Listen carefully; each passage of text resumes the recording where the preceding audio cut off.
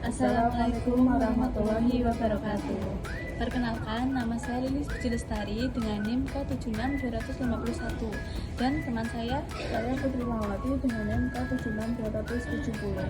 kami dari PLP di SMA 2 Karanganyar dan dari kelompok 2. Di sini kami akan menampilkan video pembelajaran mengenai pendapatan nasional. Nah, video ini kami buat guna memenuhi tugas media pembelajaran yang diampu oleh Bapak Sigit Wahyudi. Sekian perkenalan dari kami, selamat menikmati.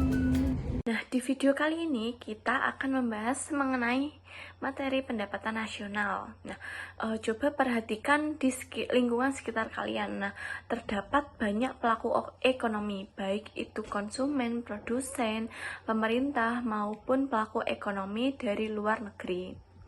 Setiap pelaku ekonomi ini tentu memiliki pendapatan dan pengeluaran saat melakukan suatu kegiatan ekonomi. Nah, menurut kalian, apakah pendapatan dan pengeluaran tersebut hanya dirasakan dan dihitung oleh masing-masing pelaku ekonomi? Nah, tentu kalian juga bertanya kan, apakah negara memiliki pendapatan juga? Nah, dari mana sumber pendapatan negara tersebut? Apakah penerimaan dan pengeluaran dari para pelaku ekonomi akan berdampak pada pendapatan negara tersebut? Nah, jawabannya tentu saja berdampak. Penerimaan dan pengeluaran yang bersumber dari pelaku ekonomi tersebut akan diperhitungkan sebagai pendapatan nasional di suatu negara. Nah, pendapatan nasional ini di slide kedua ini ada dua gambar. Nah, apa sih hubungannya gambar tersebut sama pendapatan nasional? Nah, jadi mereka itu sedang mencari pendapatan. Nah, pendapatan tersebut diperoleh sebagai balas jasa atas tenaga yang mereka kerjakan. Nah, contohnya kayak keuntungan dari berdagang, terus tanah yang ia sewakan, atau ikan yang dia cari terus kemudian dijual. Selanjutnya terus besar pendapatan yang mereka peroleh itu menunjukkan makmur tidaknya suatu individu.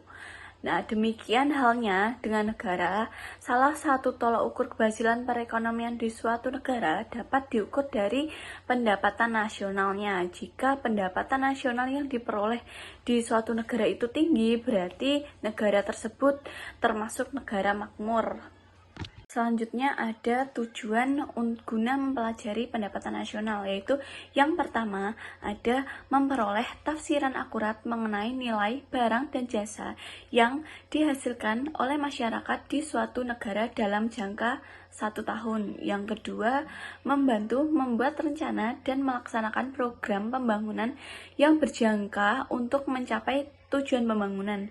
Yang ketiga, ada mengkaji dan mengendalikan faktor-faktor yang mempengaruhi tingkat perekonomian di suatu negara.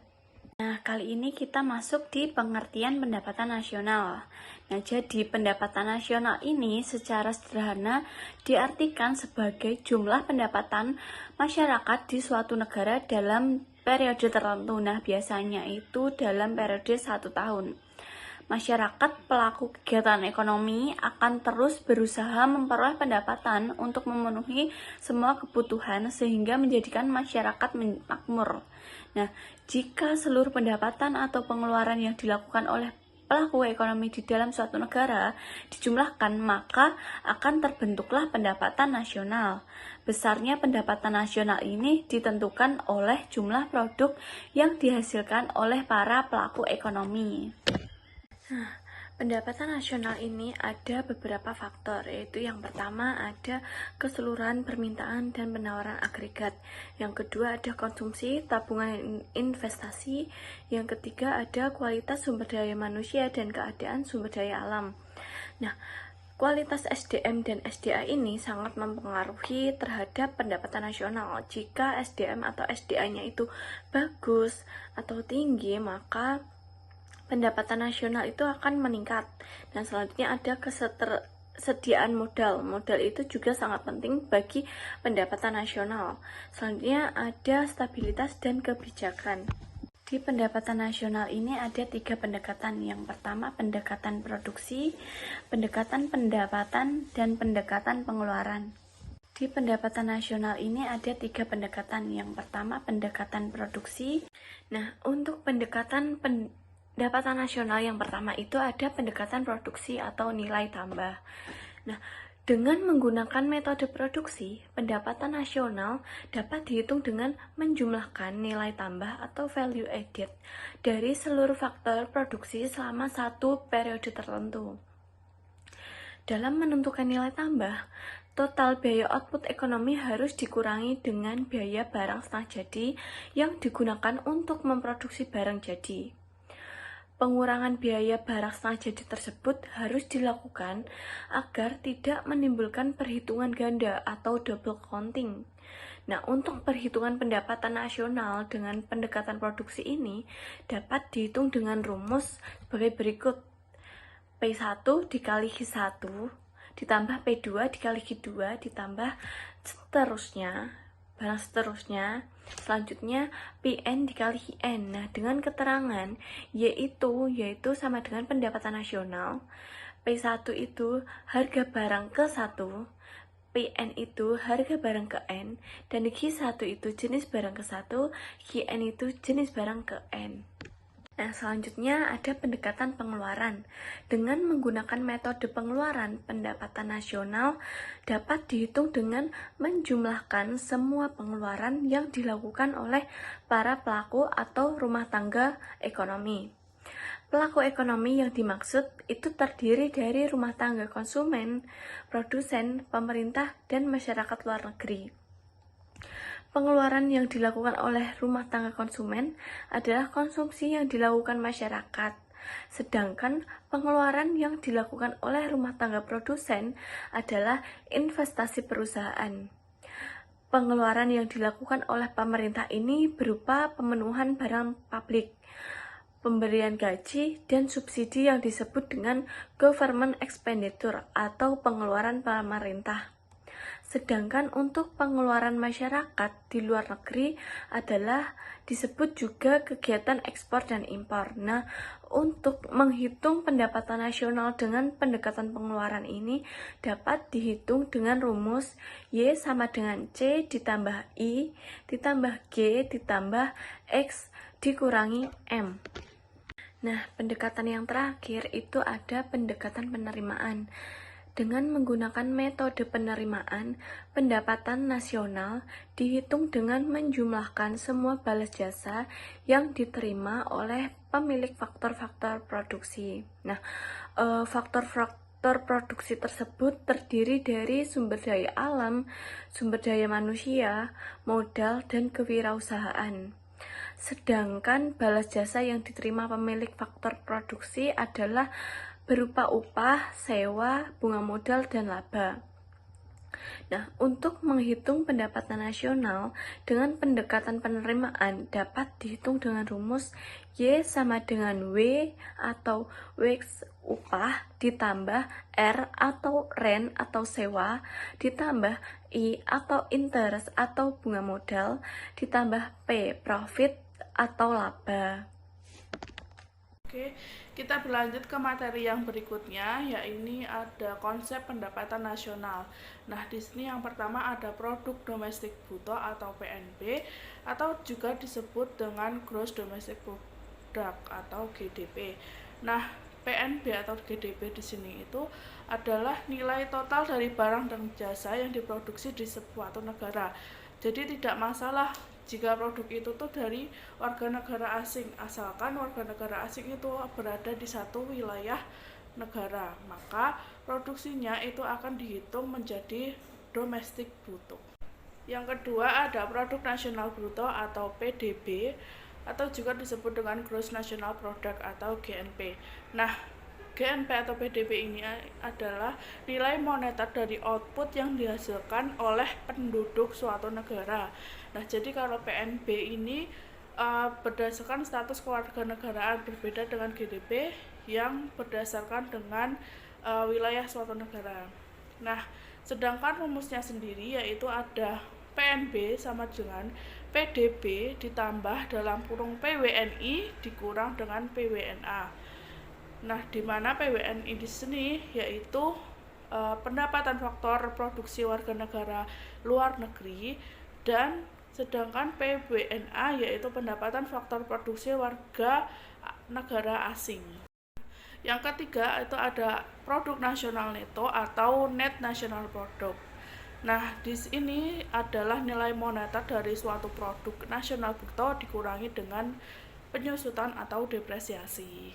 Rumusnya yaitu PNB dikurangi penyusutan. Nah, yang keempat ada pendapatan nasional neto atau net national income, disingkat dengan PN atau NNI. Nah, ini adalah produk nasional neto atau PNN yang tadi dikurangi dengan pajak tidak langsung dan ditambah dengan subsidi. Kenapa dikurangi dengan pajak tidak langsung? Karena pajak tidak langsung ini bukan merupakan balas jasa yang diterima oleh pemilik faktor produksi, sedangkan subsidi sendiri nilainya ditambahkan karena merupakan balas jasa yang diterima pemilik faktor produksi tetapi tidak termasuk ke dalam perhitungan PNN. Yang kelima itu ada pendapatan perseorangan atau personal income. Nah, pendapatan perseorangan ini adalah semua pendapatan yang diterima oleh setiap individu atau rumah tangga di suatu negara secara kolektif. Nah, tapi tidak semua pendapatan dibagikan karena ada beberapa komponen yang ditahan dan tidak dihitung dalam pendapatan. Nah, sedangkan rumusnya sendiri yaitu PI sama dengan PN dikurangi dalam kurung laba ditahan ditambah iuran asuransi ditambah iuran jaminan sosial ditambah dengan pajak perseorangan dalam kurung.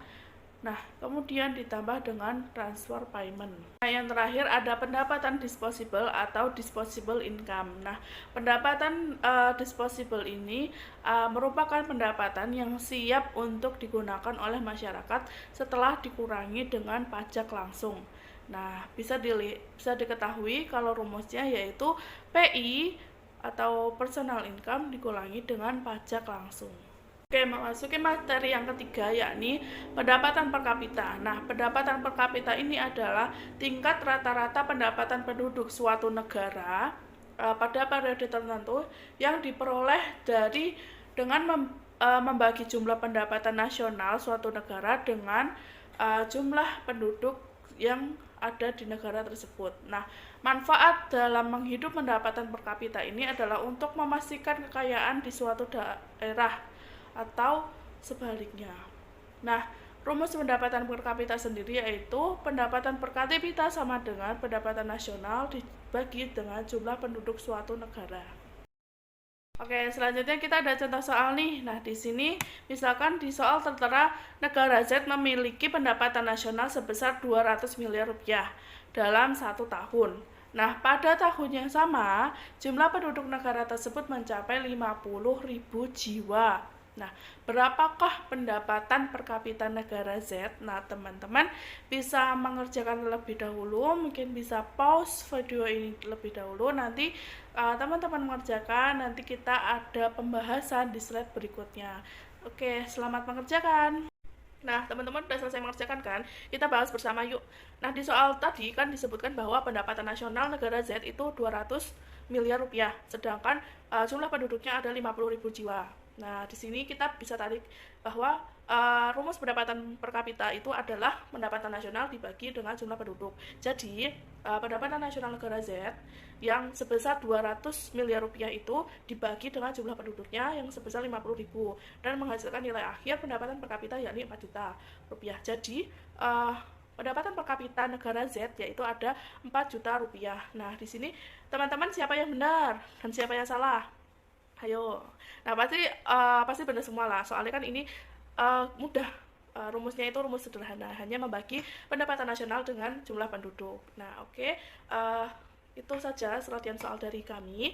Nah, mungkin kalau teman-teman bisa latihan sendiri di soal-soal melalui buku-buku yang teman-teman punya atau searching-searching sendiri gitu ya. Nah, soal ini pun juga menjadi penutup video kami, video mengenai pendapatan nasional. Semoga bermanfaat untuk teman-teman semua. See you next video.